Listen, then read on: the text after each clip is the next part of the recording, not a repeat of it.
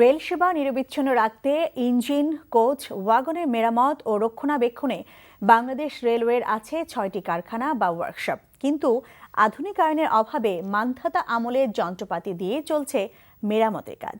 জনবলের অভাবে কারখানার পূর্ণাঙ্গ ক্ষমতা কাজে লাগানো যাচ্ছে না। বিশেষজ্ঞরা বলছেন, সক্ষমতা বাড়ানো গেলে রক্ষণাবেক্ষণের পাশাপাশি কারখানাগুলো থেকে কোচ উৎপাদনও সম্ভব। রেল খাতের সমস্যা ও সম্ভাবনা নিয়ে SM আতিকের ধারাবাহিক প্রতিবেদনের ৪র্থ পর্বে থাকছে রেল কারখানার কথা। ছবি তুলেছেন জেসন অনুবৈদ্য।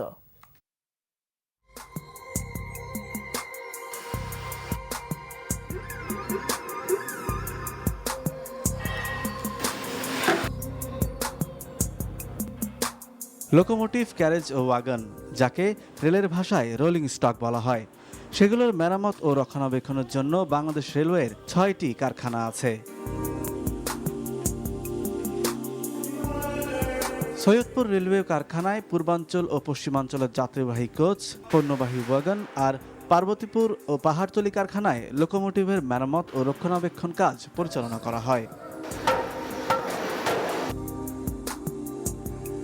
একসময় এই কারখানাগুলো থেকে কোচ উৎপাদন করা হলেও এখন এগুলো রক্ষণাবেক্ষণ কাজই হয়ে পড়েছে সীমিত। সময়ের ব্যবধানে প্রয়োজনীয় সংস্কার কাজ করা হয়নি কারখানাগুলোয়। পুরনো যন্ত্রপাতি দিয়েই চলছে মেরামত আর রক্ষণাবেক্ষণের কাজ। আমার পেছনে যে যন্ত্রটি রয়েছে সেটি কিন্তু 1957 সালে স্থাপন করা। তবে এখানে যারা কাজ করেন তারা কিন্তু মোটেও এই মেশিনটিকে পুরনো বলতে রাজি নন, কারণ এই যে মেশিনটি রয়েছে সেটি 1939 সালে স্থাপন করা। অর্থাৎ বোঝাই যাচ্ছে যে 1957 সালের মেশিন 1939 সালের মেশিনের তুলনায় নিঃসন্দেহে নতুন। তবে এর চেয়েও পুরনো যন্ত্র কিন্তু এখানে রয়েছে। যেমন এই মেশিনটি স্থাপন করা হয়েছে 1895 সালে। আর মজার তথ্য হলো, স্থাপনের পর থেকে এখন পর্যন্ত কিন্তু সাময়িক মেরামত ছাড়া বিরতিহীনভাবে এই মেশিনটি কাজ করে যাচ্ছে। যতই পুরাতন, যতক্ষণ পর্যন্ত কাজ চলবে ততক্ষণ পর্যন্ত কাজ করবেই। আমরা তারপরেও আমাদের প্রজেক্টের আওতায় আরও 43টা মেশিন আমরা সংগ্রহ প্রকল্পের আওতায় আনা হয়েছে।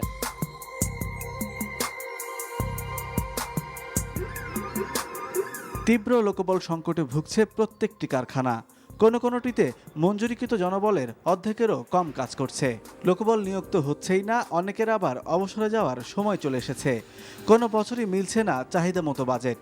সকাল 7টা আইছি, এখন কাজের তলে আছি, কাজ করা যাচ্ছে কিন্তু পয়সা কম নাই। পয়সা নাই, 10 জনকার কাম 3 জনকার দিয়ে করা হচ্ছে। গাড়ি কিন্তু 8 টাইম ঠিকই হচ্ছে, একটা গাড়িও মিক্স যাচ্ছে না।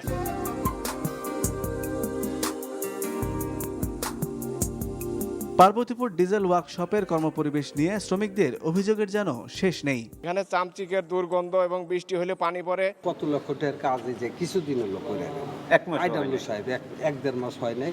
দেখেন এই যে কি অবস্থা, আগে যা পানি পড়ছে তার সাথে বেশি বৃষ্টি হলে আপনি বুঝতে পারছেন। তাইলে এই যে টাকাগুলো মনে করেন যে কি করে যে এরা খায়, কিভাবে আর কি কাজটা করে। সরকারি মূল্যবান সম্পদ, লোহা লস্কর, এগুলো যন্ত্রপাতি ভিজে মরিচা ধরে নষ্ট হয়ে যাচ্ছে।